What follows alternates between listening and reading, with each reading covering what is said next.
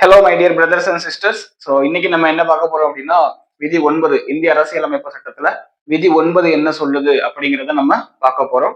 So விதி 9 என்ன சொல்லுது அப்படின்னா, ஒரு இந்திய குடிமகன் தானாக முன் வந்து பிற நாட்டினுடைய குடியுரிமையை ஏத்துக்கிற பட்சத்துல இந்திய குடியுரிமை தானா முடிவுக்கு வந்துரும் அப்படின்னு சொல்றதுதான் விதி 9. So article 9.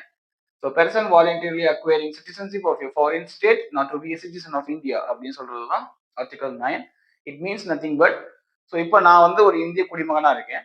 நான் வந்து இப்போ வந்து அமெரிக்காவினுடைய குடியுரிமையை ஏத்துக்கிற பட்சத்துல என்னுடைய இந்திய குடியுரிமை தானா முடிவுக்கு வந்துரும் அப்படின்னு சொல்றதுதான் ஆர்டிகல் 9. ஸோ நம்ம வந்துட்டு நெக்ஸ்ட் என்ன அப்படின்னா ஆர்டிகல் 10 என்ன அப்படிங்கிறத நம்ம பார்ப்போம். விதி 10 என்ன சொல்லுது அப்படின்னா, குடிமகனின் குடியுரிமை தொடர்வதை பற்றி கூறுவதுதான் விதி 10. அதாவது கண்டினியூஸ் ஆஃப் தி சிட்டிசன்ஷிப் அப்படின்னு சொல்லுவாங்க. Very simple. Article 5 to article 8 வரைக்கும், அதாவது விதி 5ல இருந்து விதி 8ல வரைக்கும் சொல்லப்பட்ட விதிகள் 5ல இருந்து விதி 8 வரைக்கும் யாரெல்லாம் குடிமக்களா இருக்காங்களோ அவங்க எல்லாருமே குடிமக்கள்ங்கிற அந்த அந்தஸ்தோட தான் தொடருவாங்க அப்படின்னு சொல்றதுதான் விதி 10. பட் விதி 10 என்ன சொல்லுது அப்படின்னா, பாராளுமன்றம் நினைச்சிச்சு அப்படின்னா முறையான சட்டம் இயற்றி குடிமக்களினுடைய அந்த குடியுரிமையை இழக்கவும் செய்யலாம் அப்படின்னு விதி 10 சொல்லுது. ஸோ விதி article 10 is very simple. So என்ன சொல்றாங்க அப்படின்னா, விதி 5ல என்ன சொன்னாங்க அப்படின்னா டொமிசில் அடிப்படையில குடியுரிமை கொடுத்திருப்பாங்க. அண்ட் விதி 6 என்ன சொல்லியிருப்பாங்க அப்படின்னா பாகிஸ்தான்ல இருந்து இந்தியாவுக்கு வந்தவங்களுக்கு குடியுரிமை கொடுத்திருப்பாங்க. அண்ட் விதி 7 என்ன சொல்லியிருப்பாங்க அப்படின்னா இந்தியால இருந்து பாகிஸ்தான் போய் தென் எகைன் பாகிஸ்தான்ல இருந்து இந்தியாவுக்கு வந்தவங்களுக்கு குடியுரிமை கொடுத்திருப்பாங்க. அண்ட் விதி 8 யாருக்கானது அப்படின்னா இந்திய வம்சாவளியினர், பெர்சன் ஆஃப் இந்தியன் ஆரிஜினுக்கு குடியுரிமை வழங்குறத பத்தி சொல்றாங்க. ஸோ இதன் அடிப்படையில யாரெல்லாம் குடிமக்களா இருக்காங்களோ அவர்கள் எல்லாருமே குடிமக்களாகவே கருதப்படுவார்கள்.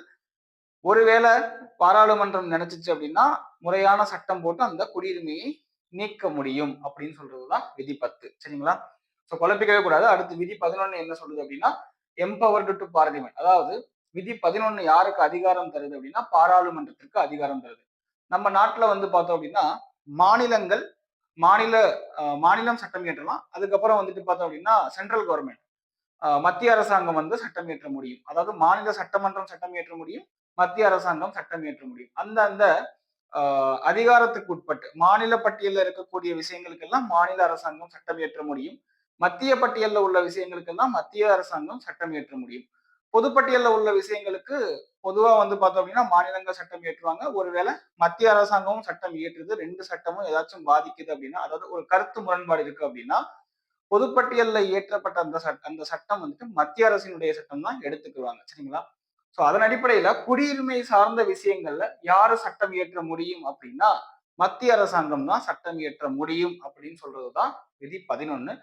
அதாவது விதி 11 empowered to article 11 empowered to parliament. So நம்ம பார்த்த இந்த ஒவ்வொரு ஆர்டிகளுமே வரிசையா விதி 5, 6, 7, 8, 9, 10 எதுவுமே இப்போதைக்கு நடைமுறையில இல்லை. ஸோ இப்போ வந்து பார்த்தோம் அப்படின்னா ஆர்டிகல் 11 அடிப்படையில சென்ட்ரல் கவர்மெண்ட் என்ன பண்ணிருக்காங்க அப்படின்னா,